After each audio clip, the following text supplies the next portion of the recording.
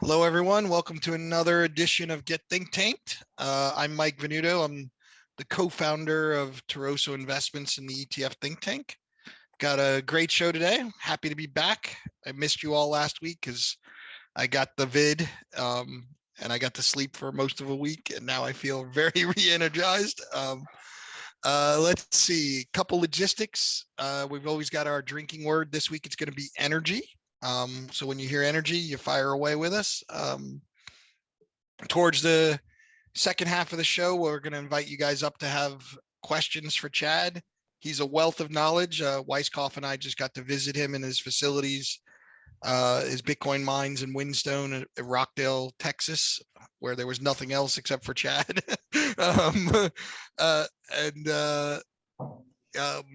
With that, I guess we'll go around the horn and start with Mr. Weisskopf, our ETF professor, and start promoting some of you up to get talking. Dan? Cool. So ETF professor, co-PM of the blockchain ETF. And I got to tell you, I've probably visited about 20 different crypto miners, Chad, at this point. So I kind of consider myself a bit of I wouldn't say an expert, but a connoisseur. And they're very different, the designs. So I enjoyed seeing yours, especially the size and scope. So with that, I'm going to kick it to David, and then David will kick it to Cynthia, and then we'll come back to you, Chad. Thanks so much. Welcome back, everyone. David Chikansky. You guys all know the deal. I manage the gig economy ETF and the inflation fighter ETF. I win, and excited for today's call, and I'll pass it on to Cynthia. Hey guys, good to see everybody again. Head of research for the ETF Think Tank. I've never been to a crypto mine. I don't know very much about how it works. I'm light years behind always in the crypto conversation. So I'm looking forward to learn today from Chad. So Chad, tell us about you. Well, exciting. Thank you so much for having me here today. As always, I love sharing a really great story about this wonderful company, Riot Blockchain, and our development in Rockdale, Texas, and further as we move into Corsicana. So we built the North America's largest Bitcoin mining facility in Rockdale. We started in 2020, and it has been a wild ride. I think I remember when we started raising money for this facility, Bitcoin was in the 3,000s. And so anytime anyone ever questions me, I always say, when it's that number again, I'm concerned. When it's not that number, it's much better than it always is. But thank you so much for having me today. I can't wait to hear some of the questions. Ooh, I got to tell you, I'll be very concerned at $3,000, by the way. Of course you will. Of course you will. That's when it gets exciting. That's when you see when people are made of something. So Chad, speaking of what you're made of, give your background, because candidly, I just think of you as such an entrepreneur. And the funny thing is, we were talking about the difference between a cyclical business and a growth business. You actually have a background in a seasonal business. Absolutely.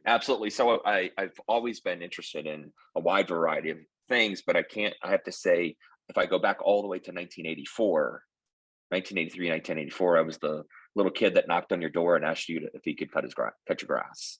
And then I got really smart because I got too many jobs cutting grass. So then I went to the high school and I hired kids to cut my grass for me.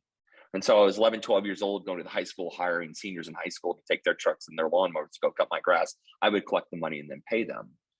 And then I ended up in New Orleans. And as I kind of went through these always a cyclical business, I came to this revelation during Hurricane Katrina, when I sat stagnant for about 6 months trying to figure out, you're like, hey, life doesn't work if you don't have a continuous income. So I built an online business, I built a retail business, I built a service business. And I tried to always have the businesses where the cycle was on the opposite ends. And interesting enough, because of a disagreement that I had with a bank, I didn't like an answer they gave me. That's how I got into Bitcoin. And then it turned into, I had a problem with energy. Oh, there we go. I had a problem with energy. And then I had a problem with heat. And then I had a problem with construction, a problem with power. I had a problem with all these things. And because I had a very wide background on a lot of different components, from building golf courses to building public parks to, as I think there's even an article out there that talks about this really unusual Christmas tree business that I had.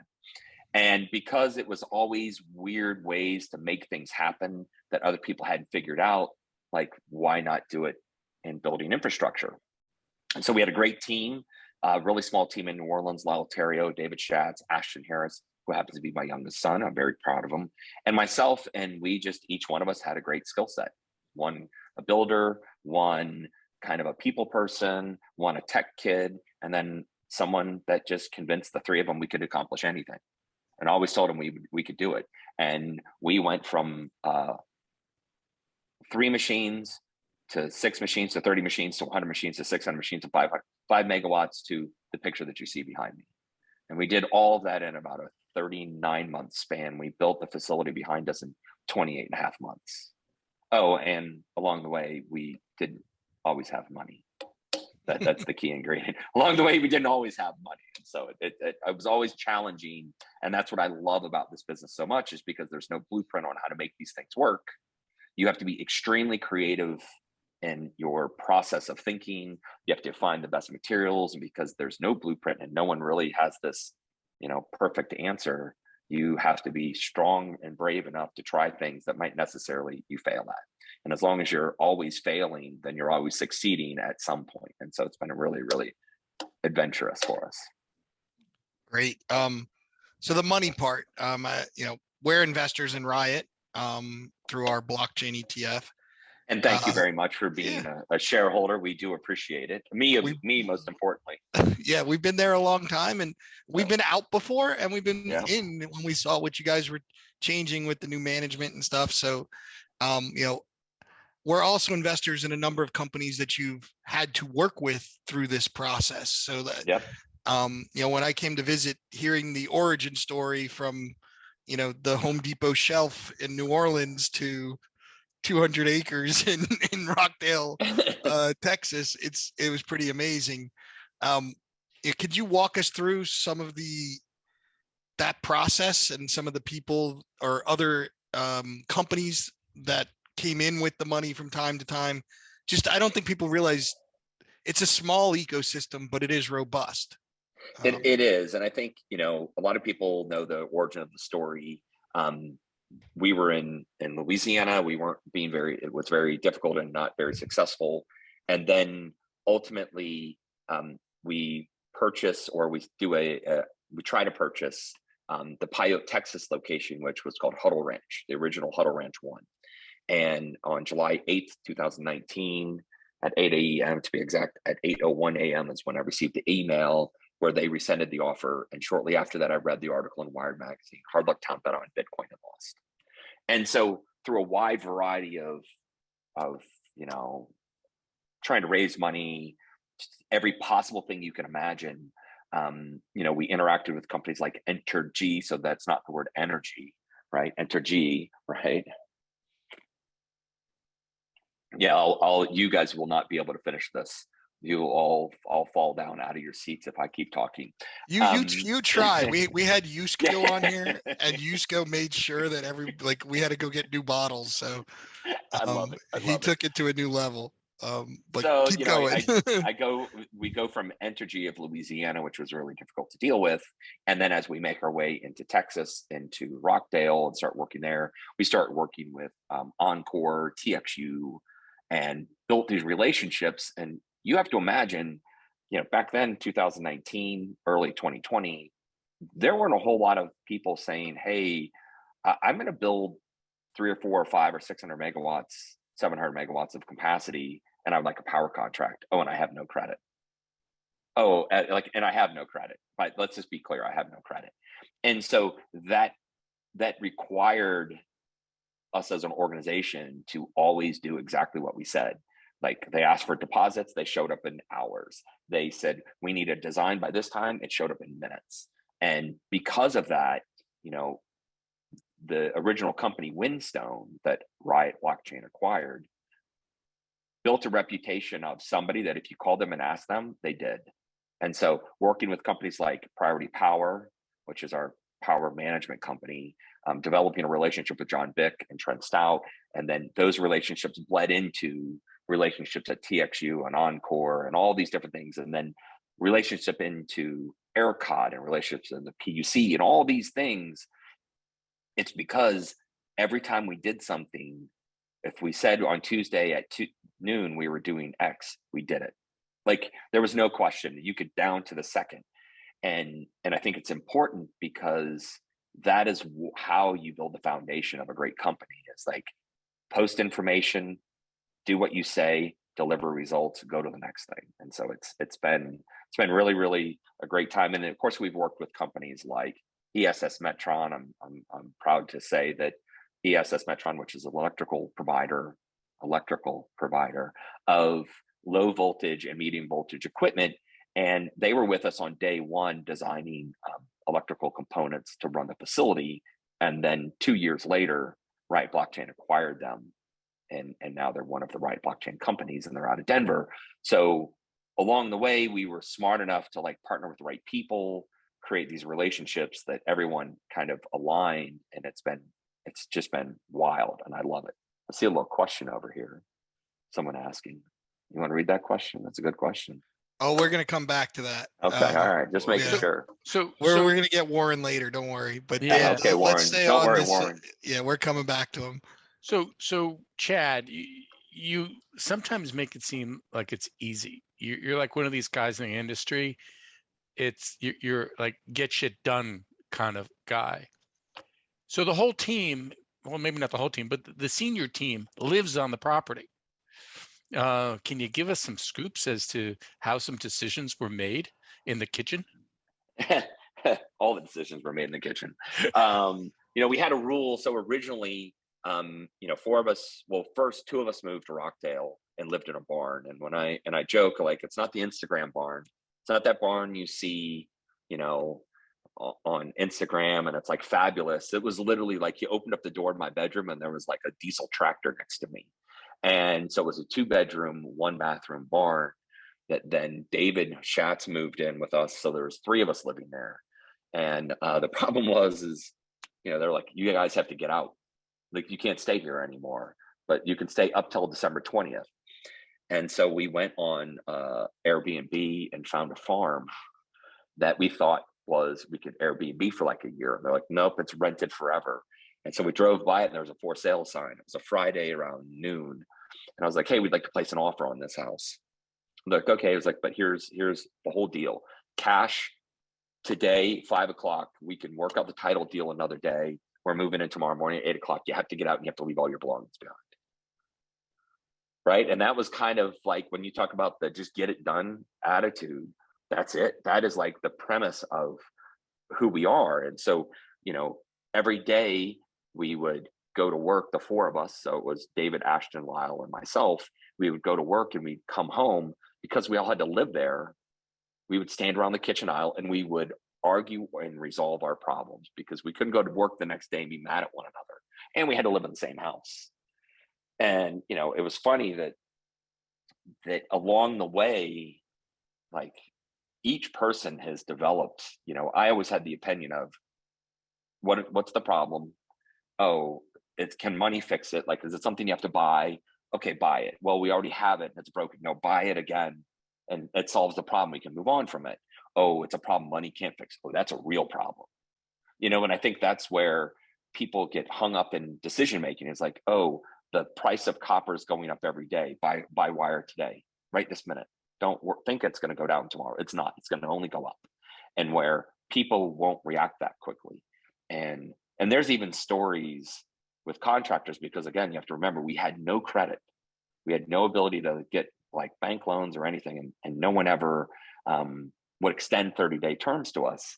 And there were vendors that worked for us that first thought we were crazy. I would too if I was a vendor that dealt with us for the first time, but it was kind of our mannerism. But there were times when we needed products and the only way to get it was to pay people in advance of them even sending us an invoice because we thought we knew what the price was. And then while we're trying to negotiate with them, and they were like, well, we can't deliver it to you because it's too much. We're like, oh, send us the money back now.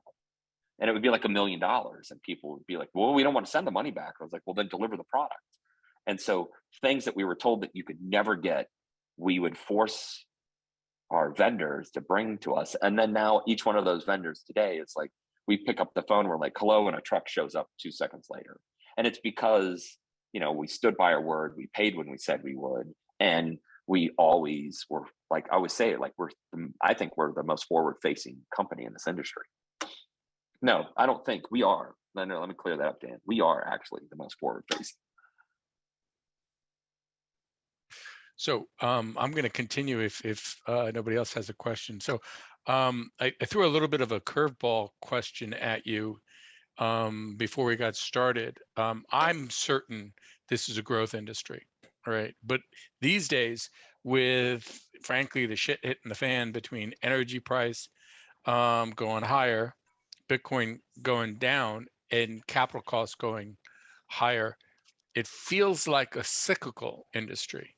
But candidly, I don't want to be invested in it if it's a cyclical industry. Tell me how it's really a growth industry beyond just Bitcoin price going to the moon.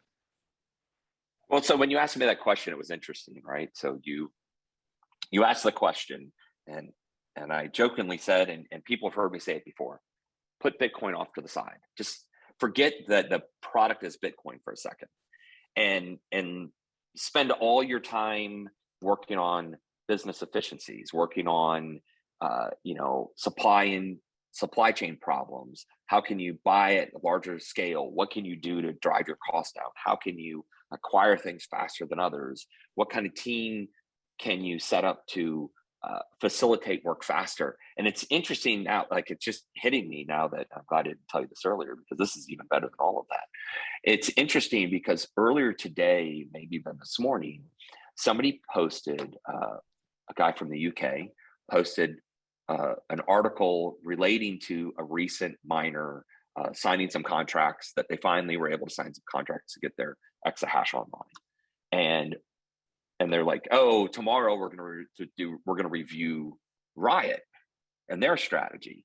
And I was like, well, I think that you were premature and evaluating the strategy of a company that has been able to execute and get things online quickly, thinking that that is their strategy works. Because the only strategy that works in this business is a strategy where you can control your own destination, you can control your power contract, you can control your supply chain, you can control your miners, you can control your software team, you can control every single aspect of your business. And that's the only way that you can run efficiently in this industry. And it's like no other business. Every single business is the same thing. Home Depot does it. Home Depot acquires their suppliers. Home Depot takes over the supply chain. Walmart does the same thing. Every single company that runs efficiently and at tight margins operates as mercenaries. They are mercenaries in their business. They become the most efficient. They become the most powerful. They think about how they can use their product, whether it's they're selling a product or holding a product, and to its best ability. And I think that's where the difference in Bitcoin miners become global companies and Bitcoin miners stay Bitcoin miners. How you like that for our answer? Nice. All right, I'm going to go to the word of the day, and I'm going to hit you with the full-on energy question. Right? Bring it on. Yeah. I'm ready. I am ready for it. All right. So, Lily just put a Q&A in about, how do you propose to lower your energy use? There's questions about solar. So why don't you explain how you get your energy, where it comes from, what happens when there's not enough? I know you've given back, and some days it's, better for you to send energy to Austin than it is to mine Bitcoin. Weisskopf did this great interview. What's the guy's name from that wrote the paper? Weisskopf. Trent, you're talking about? No, the one who wrote the paper on energy usage. He runs a venture firm. We know him well. I just, for some reason, Nick Carter. Nick Carter. Yeah, Nick Carter. I love how Nick has that paper where he compared Bitcoin mining to other industries, like gold mining uses 3 times the energy of Bitcoin mining. I know, I want to put it up here.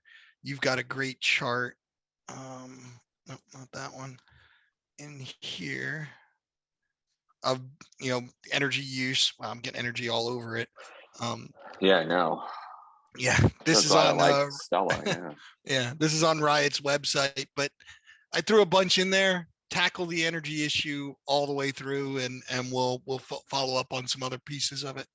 Perfect. So let's start with, and everything I'm going to talk about is strictly a Riot component, and it translates into other miners, but I'm specifically going to talk about Riot as a company. So Bitcoin mining is done efficiently using the ERCOT grid when you have a long-term power contract. And those long-term power contracts typically are 3, 5, 7, or 10 years. We initially, I negotiated a 10-year power contract and did it at the right time. And so a lot of people say, well, what's the composition, or what is the genetic makeup of your power? So I think you have to think about our power as, we use the power that is in the ERCOT grid. And I think today about 41% of it is renewables. If you look at solar and battery and wind and you combine them together, and then the good portion of it, I think 54 and some change, 55% now is natural gas, and it's about 12% still remains in coal. So the same energy that I use is the same energy that Sally Susan is using at home when she's flicking her lights on, or, Bill is, opening his garage door. It's the same energy. Everybody's using the same here. If you're in the grid, there's 90% of Texas is in it. But I think what's important, and I think the thing that people often say, well, why don't you use solar? Or why don't you, I think on Saturday on Twitter, a Twitter gang, that's what I like to call them, Twitter gangs, right? The Twitter gang came after me like, why aren't you using weighted flywheels? Weighted flywheels. I'm like, weighted flywheels, 700 megawatts of weighted flywheels. Where in the world, how is that going to exist? And then like, why aren't you using battery storage for 700 megawatts? And I'm like, this isn't Duracell. Like, we can't just stack up little Duracell batteries. This is a feat that just doesn't work. And I think it's important to understand that our long-term power contract allows Riot to support the grid when the grid is under stress. And the grid becomes under stress because of a couple of things. Number one, this past Sunday, wind was at only producing 4%. So wind was producing 4%. And power prices rose because wind, of what they were relying on to provide power, wasn't performing as designed. The same thing with gray days. Solar doesn't perform as it's designed because of controls that we don't have anything to do with. And so when those types of questions are asked, it's tough because they don't understand the entire component of how this works. So then the next part is, when you said, oh, sometimes it's better to mine Bitcoin or versus power and all those things. So what you have to do is you have to look at your power as, I always say we're a virtual power plant. And that's how you have to think of us. Within nanoseconds, we can bring our power up and down. And because of that, ERCOT has programs that allow us to participate in things like controlled load response, CLR, controlled load response programs, load response programs. A lot of times they're called ancillary services and or demand response programs within the power companies. What this allows us to do is to take our power contract and offload it back into the grid, and allows them to use our power in times of grid stress.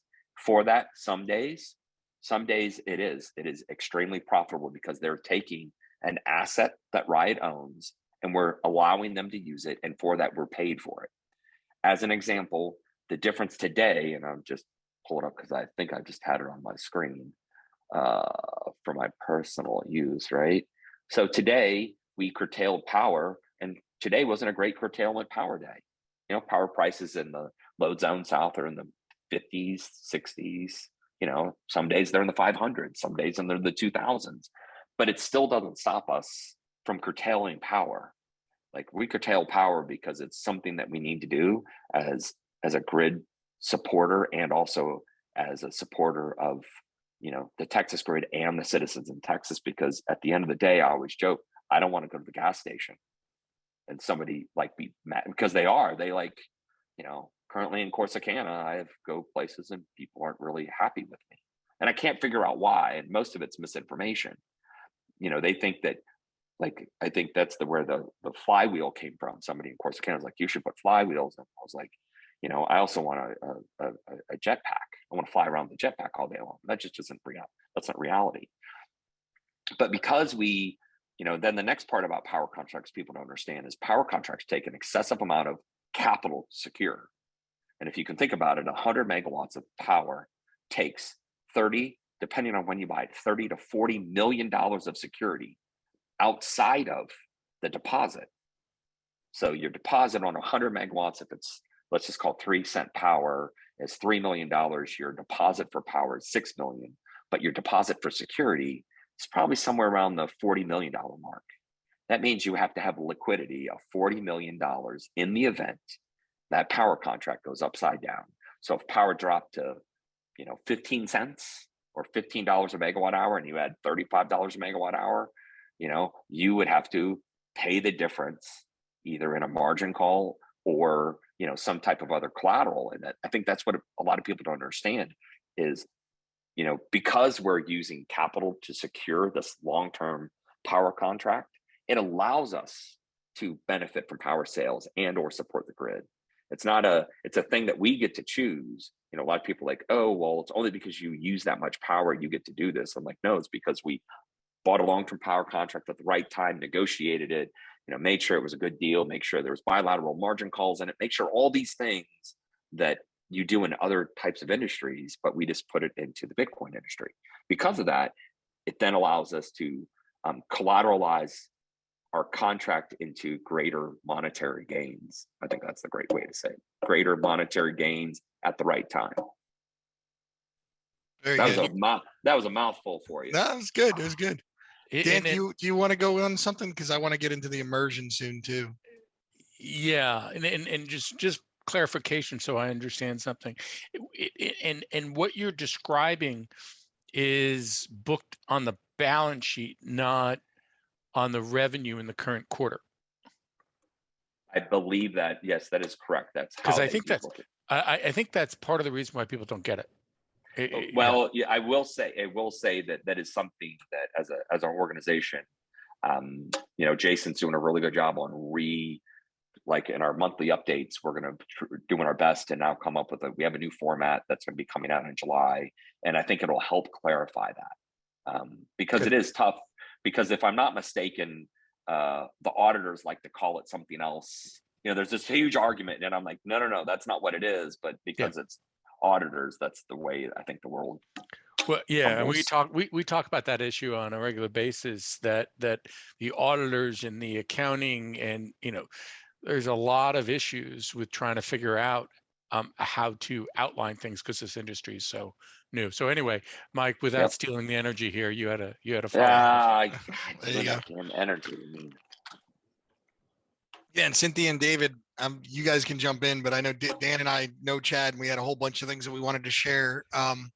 So I'm going to pull up Riot's website again and show something else because, like Dan, I've been to a number of mines, not quite as many, but I got to see something when I went to Rockdale that I haven't seen elsewhere. And it actually leads back to some degree towards the question that Lily was asking, again, efficiencies. And so most of you look at that. Yeah. Look at that picture. Yeah, wait, I'm going to play a video here in a second. You don't even know the stuff that Jason's been putting up here. This guy. Who do you think creates it, actually? Yeah.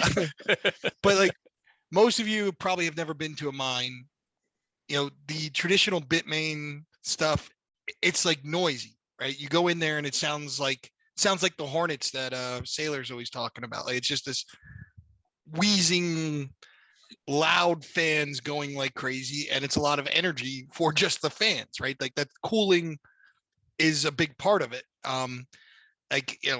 4 or 5 years ago, I thought you just buy a machine and plug it in. I had 3 going in the basement for years. It was like having a heater in the basement, right? And it's just this constant. Now, there's a new technology that Riot's a big part of. I'm going to just show you because it blows my mind. This Oh, yeah. technology. Yep. I actually shot that with my cell phone. Now, the amazing thing is that sounds like a Zen rock garden, right? It So does. you have sailors' hornets in one building, and then you've got the Zen rock garden in this other building. Absolutely. Explain, just so people know, what the heck is immersion and what does it do for the process of Bitcoin mining differently than, Yeah, the absolutely. machines as Absolutely. they come. Yeah. So immersion is it's actually a really simple process. In our particular system, each one of our tanks has 32 machines. The oil, dielectric fluid, which is the easiest way to describe it, is a mineral oil, really thin oil that doesn't conduct electricity. Everyone that has hair, I mean, I'm not one of them, but everybody that has hair, that same product is used in the hair that you are washing on a regular basis. So it is in shampoo. So it's, super safe. But what happens is it allows you to remove the fans from the machines, and the oil cools the chip faster. So the oil moves from the bottom of the machine through the top of the machine, cooling the chips, running it more efficiently. And then we use a heat exchanger. We use a part that removes the heat from the oil, and then we cool the heat exchanger with water or a dry cooler. So we cool water, we cool the heat exchanger with water, we cool the oil with the heat exchanger, and ultimately what happens is you have a cooler water temperature that the oil turns into. The oil and the water don't go together, obviously, but the oil remains at a cooler temperature. It runs more efficiently, it's quieter, and it's better for the machines, and they last longer. All that good stuff. And it's actually all that good stuff. And well, so I'll ask, how many of your competitors are doing stuff like this, right? Like, how unique is this to everyone else? Like, what percentage of the miners out there are doing things like this right now? So I think that's a really good question. Everybody is trying to move in this direction. Everybody realizes it. There's cost in capital and there's cost at scale. And so ultimately what I think the challenge is that it's really easy to do 1 megawatt, 2 megawatt, 3 megawatt, 4 megawatt, 5 megawatt, 6 megawatt. So it's a different game to 100 megawatts. And so there are a lot of untested components to this. And you have to have a team that understands everything other than Bitcoin mining. They have to understand, fluid dynamics. They have to understand transfer of heat. They have to understand flow rates, all these things that aren't traditional in Bitcoin mining. And so there are guys out there doing it. There's some really smart companies that have come up with some really interesting ways to do Bitcoin mining in immersion. There's just nobody that's done it at 200 megawatts. I think somebody yesterday posted, they were trying to tell me the similarities in the Bitcoin industry is similar to that outsourcing, like clothing, right? I'm like, no, it's not. That theory of outsourcing, whether you would outsource your data to a hosting provider, like there isn't 2,000 people that have 500 megawatts. It's imaginary. That idea that you're saying that a company can go host at thousands of places just doesn't work. And so what's happening now is that a hosting facility can't do immersion to put a client in there on immersion because they can't afford to do the capex. So you'll see traditionally that large scale immersion for Bitcoin mining will be done by self miners that are building their own infrastructure. And you are taking somewhat of a risk on the machine too, in that you're probably voiding a warranty, right? Like you're ripping off the fans, you're chipping out the safety. Let me tell you about those warranties, right? Let me tell you about warranties. Manufacturing. Like you're really sending something back to China and waiting 6 months to get it back. I mean, just be careful. This is recorded, by the way. I know. I'm gonna say it differently. You know that car you drive, right? There's 1,000 different ways you voided that warranty that you don't even know about today.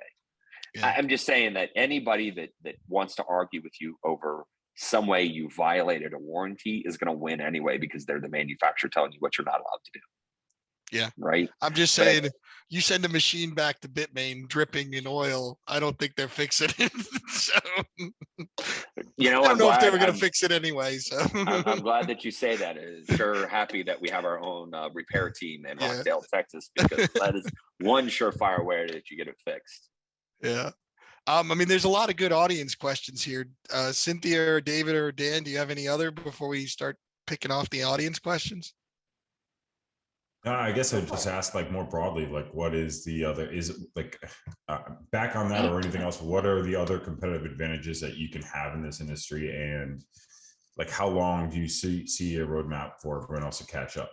You know, like a lot of what Tesla did well is they locked down all the supply chains for a lot of things they need, right? So is it like 7 years behind? Is it 5 years behind? Like how long does it take people to catch up in this industry? So actually those were, you pointed out some really good things. So yes, we, not knowing that we did the same Tesla model idea of locking up the supply chain, every opportunity that we had, you know, when we buy transformers, we buy hundreds of megawatts of transformers at the same time. We buy, 1,500 megawatt substation transformers. We bought all the 4-inch conduit in the United States last year. We buy, $20 and $30 million of wire at a time, causing, manufacturer problems. 1 million breakers. The breaker that everybody uses, we buy 1 million. We bought all the 4,000 amp breakers that one particular large supplier makes in a year. We bought them all. And why do we do it? Well, we need it. But at the same time, we create a competitive advantage through locking up the supply chain. That is one of the ways that we did it. The other thing is that, Dan said earlier, I make it look so easy, right? I make it just look easy. Well, it's part of my nature and my habit is to, it's just, just another day here in Rockdale, Texas, right? I'm just living in Rockdale, Texas. But, we are very fortunate that Riot took the position to build out an entire team, hire the right people. Let's have our own engineers, our own substation engineers, our own mechanical engineers, our own everything. And because of that, our speed, scale, and efficiency is probably 3 times faster than the next fastest guy. And if you can put a team and capital and location, and you can work efficiently, it makes it tough. But I would say that most people, well, I'll give you an example. We built 700 megawatts of capacity in 28 months. 28 months. So that included, and we've been mining hundreds of megawatts a month along the way as we're building as well. And so there's people that have not been able to get 10 megawatts turned on their 100 megawatt project in 12 months. So I think that's I think they're 3 years behind us, which now you just motivated me to make it 4. Chad, is there anything you guys don't do better than the competitors? Or anything you wish you had done differently as you watch other people in the space, or you guys ahead of the game on all fronts? No. I think that you point something out that is something that we should talk about. Listen, we are excellent at infrastructure construction. Excellent. I will put up our weakest link against somebody's strongest link, and our weakest link will outperform their strongest link, guaranteed. Time in and time again. We have not spent a whole lot of time on software because we use companies that have products. We use power management tools. We use controlled load response tools, smart response through Lancium. We use different things, and because we know that this business is an infrastructure business, this business is a power business, this business is a Bitcoin mining business, and so we focused on those things. And so while we've been focusing on that, we've been quietly building an army. We're about to crest the 500 person mark. Let me tell you, when you have 500 talented people that are focused on one singular thing, being great at what they do in their own specific task, we will crush them. To put it nicely, crush them. So Chad, David, you brought up an interesting point and a great point. So the bigger miners all have competitive lead in an environment that we're going to have the halving in in 2 years or some, 18 months, whatever it ends up being. Talk to us a little bit about that wall with the competitive advantage, because I don't see a lot of these facilities getting built in 2024. Yep. They aren't going to, are they? They aren't going to get them finished. They're never getting them finished. Some of those people, I don't think will ever get them finished. I don't mean to say it that way, but I'm just being like, I've watched and listened to what people said in the last 12 months. And then I read everybody's press releases and I make a note in my calendar to send me a note on the date that they say they're doing something. And I look and I make a note and I'm like, okay, these 4 people said they were going to do these things and they still haven't done it. I think it's gotten harder now. When Bitcoin was $60,000, anybody could do this. Anybody could do it. Like anybody could do it. Like, because they could make a mistake 15 times. At $20,000, you have to have all this runway room. I've already been doing it. I think when there's a happening coming, I think that you also have to think about it as, if you just go back in history and look at its path and progress and look at, because everyone's like, oh, the difficulty, oh, the happening, oh, all these things. But historically, the prices is kind of helped it along. And so I think there's this balance of that. And I think that really, really smart Bitcoin miners are going to become really, really brilliant infrastructure and power providers at the same time. And it's those teams that spend all their time thinking about ways to take their best assets and utilize them into the market efficiently are the ones that you're going to see continuing building. I mean, obviously I think there's a video out. I don't know if they dropped it or not, but we started, all the clearing in Corsicana. I was there yesterday and they're out there with the little, we're trying to do the right thing and we're not burning the trees like you normally do, out in the country. We're taking them and mulching them and pushing it and trying to push it back into the earth and doing all these things to help, be a better citizen in that community. And so, when you start thinking about it, how many guys are building a 1 gigawatt facility today? Yeah. All right. So I'm gonna run through some of the audience questions. Let's see here. There's another one. Mike Maglio. Would having a mining operation in Alaska with a colder temperature be more economical? We know Hive does Iceland, but I've been in your heat room there, right? It's about as hot outside right now in Texas, but is there a benefit to mining in a cold climate? Well, of course, there's always, anywhere in this world, there's always a benefit, right? Think about it. There's always a benefit. It doesn't matter a cold environment, a hot environment, whatever it is, there's always a benefit. I think what you have to look at is so first of all, the last month in Houston, Texas has been, the last 30 days have been the hottest ever by 1 degree. And that's, ever on record. I think the average temperature was 88 degrees, period, for the last 30 days, which is 1 degree hotter than it ever had been.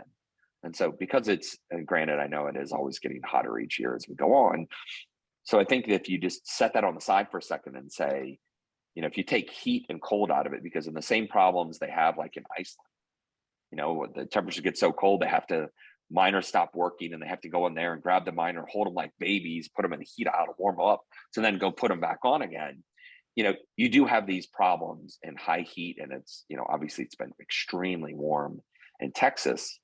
But on the flip side, when it's been really warm, if you have a solid power contract and you have a good power strategy, you're selling that power, which potentially is more profitable than mining Bitcoin. So I think the problem that's like Alaska, because I think that's a really good example, I do believe the cost for power in Alaska is far more expensive than in Texas. And that's, I think, where the flip side is. And then you have to think about it as like, how hard does it get supplies there? How much more does it cost to do this? How much? And those are the things, because we looked all over the place originally. I went to Canada, you name it, we were going there. Texas just happened to be where would be the least amount of rattlesnakes and whales attacking us. I visited your Oklahoma facility as an example. Yeah. There's another question about Texas here, which is what happens if the grid goes down? Does that mean you're not mining? Well, if the grid goes down, I mean, that's kind of an interesting question, because if the grid goes down, we would be far more concerned than if we were mining Bitcoin. You'd have 29 million people and businesses without power. But in times of grid stress, you do things to like satisfy those. And obviously, one of the things is that Storm Uri did cause, during the winter, a couple of years ago, did cause people to be without power. I actually was one of them. We put logs on the fire, and yes, it was 45 degrees in our house. And I do think in prehistoric times, people did live without power at some point, right? So I do understand the whole point of like, what happens if the grid goes down? We won't be mining Bitcoin, but nobody else will be. No business will be running, and Walmart will also have a problem with cheese in their refrigeration aisles. Okay. Eric, do you want to unmute and ask your question, or do you want me to read it off? I can read it. Sure. Okay. What conditions other than price would have to happen for you to consider buying a competitive Bitcoin mining facility? That's an interesting question. And I think that, I'm going to be candid. That's a Jason question over a Chad question, because the reason why I say it's a Jason question is he would answer that question differently than I would. I look at it from an infrastructure side, and I would say that their facility would have to be, have something of great value for us. And I'm not really sure today there's any facility out there that we can't build as fast for the amount of money we'd have to pay for it, unless it was you get it for free. But Eric, and I think Chad, you'd agree on this. There has been an expansion of the share count outstanding as a result of the proxy, and acquisitions of some kind are going to play a role. Potentially, that is a good way to point it out. And I think that maybe you would look at different types of acquisitions, things that are similar to the business. Yeah, the completing the stack concept. We do that, with our Completing the ETF stack. business. We're constantly bringing in parts that we're currently outsourcing. Yeah. So when you look at it, that's why we bought ESS Metron, right? So we bought ESS Metron to secure our low voltage and medium. Is that your energy company? No, but they make energy parts, right? Oh, very good. All right. I think we hit most of the audience questions. Let me just see. No, there's a good one there. Yeah. While he's I think we got most of them. But yeah, contemplating. Yeah. So one of the things that is kind of obvious that everybody has to worry about, and same as we all know that heat is an issue for you, and it's been rising. What about storms? I mean, there's a concentration risk in the context that your facility is located in one place. What have you done to mitigate that risk as much as one can? I mean, let's be honest. Yeah, so we've done, when we picked Rockdale, we did all granted it had the power that we needed, right? The power was across the street, and basically we had to build our own interconnect. But when we looked at Rockdale, you have to imagine we were coming from Louisiana. And so we were coming from like Hurricane Alley. And so when we looked at it, all the things that we looked at were like, how many tornadoes hit there? What's the hail damage? How many types of other storms do they have? What's the temperature? What's this? What's that? We kind of made a chart and realized that Rockdale actually was a really good spot to de-risk the possibility of severe weather.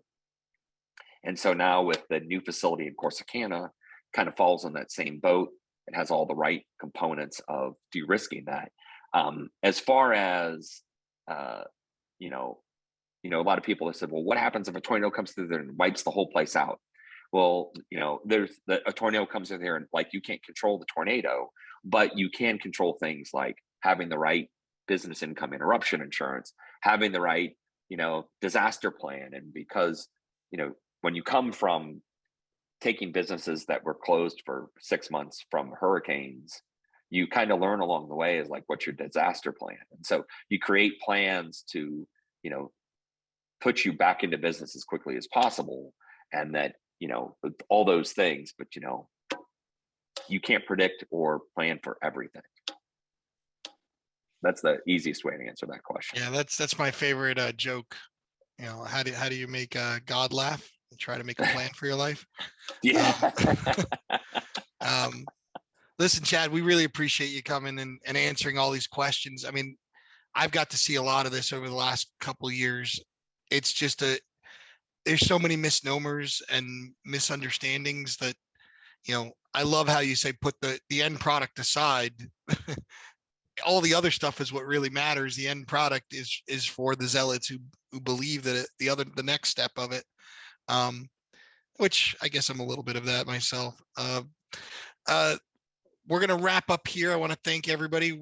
As always, there'll be a Think Tank Distilled where we'll have our team write a summary of everything we talked about. That'll come out next Tuesday. You can find that on ETF Think Tank. Next week, we're going to have a show about the VIX. We're going to have the folks from Volatility Shares and our own Jim Carroll joining in to talk with us about the VIX. I actually won't be on the show next week. I will be in Europe bouncing around doing business there, changing the world one ETF at a time now in Europe. So I want to thank everybody, and I think that's it. One last boost of energy, and we'll talk to you guys soon. Thank you, Chad. Thank you very much for having Thanks, me today. Chad. As Thanks, Chad. always, come to Rockdale, Texas, and soon Corsicana. Thank you. Enjoy. Be safe, everybody. All right. Bye.